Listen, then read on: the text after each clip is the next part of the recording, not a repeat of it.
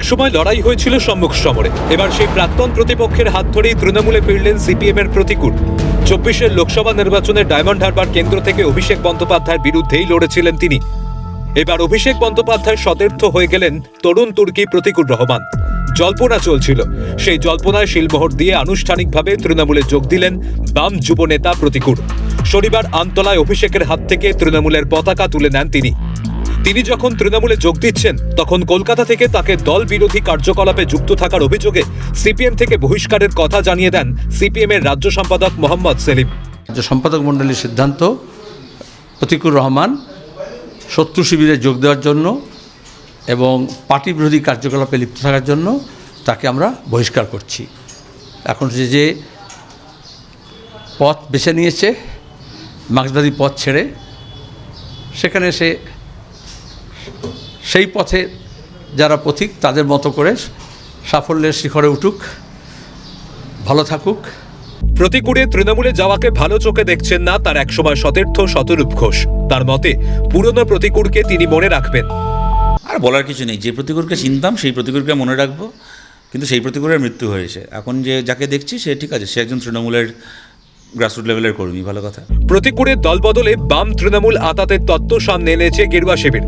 প্রতিকুর যতদিন ধরে অন্য দলে ছিলেন ততদিনই তিনি সিপিএমুলের সঙ্গে ছিলেন। সিপিএমুলের বড় বাড়ি, তার একটা ঘরের নাম সিপিএম, একটা ঘরের নাম হচ্ছে তৃণমূল।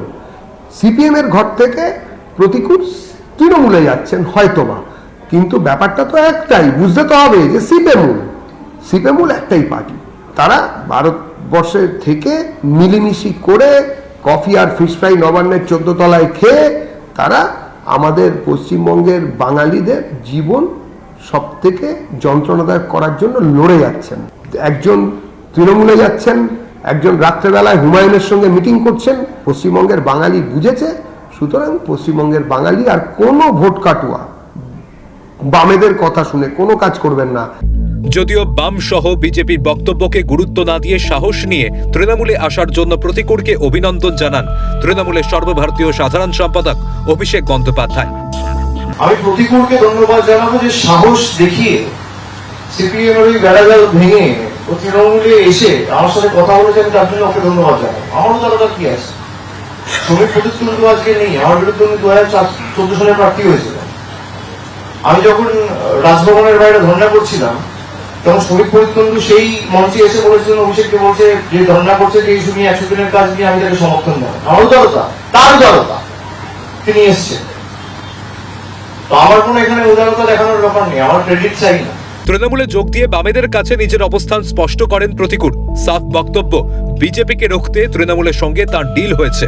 আমার নীতি নৈতিকতা বিজেপিকে আটকাবো, ফ্যাসিস্ট শক্তিকে আটকাবো, সেই নীতি। এই যে বলছে না ডিল হয়েছে, হ্যাঁ ডিল হয়েছে।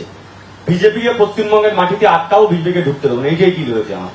এবং যারা নীতি নৈতিকতা বলছে, প্রতিকুর রহমানকে বলতে পারে, আর আমরা তো যখন সিপিআই ছিলাম তৃণমূলকে বিজেপি অনেক রুকিয়েছি। তৃণমূল সেটা ভুল প্রমাণ করার জন্য অভিষেক ব্যানার্জি, মমতা ব্যানার্জি সুপ্রিম কোর্টে গেলেন।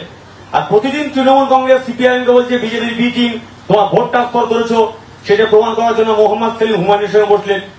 সেটা প্রমাণ করার জন্য মোহাম্মদ সেলিম ওয়েলফেয়ার পার্টির নেতাদের নিয়ে এসে আলিমুদ্দিনে মিটিং করলেন। সেটা প্রমাণ করার জন্য এসডিপিআই এর মতো প্রকাশ্য সভাতে সিপিএম প্রতিনিধি পাঠাচ্ছেন। তো ফলে পরিষ্কার হয়ে গেছে কে কোন ডিল করেছে। সব মিলিয়ে ভোটমুখী বঙ্গে প্রতিকুরের দল বদলে পারদ চড়ছে বঙ্গ রাজনীতিতে।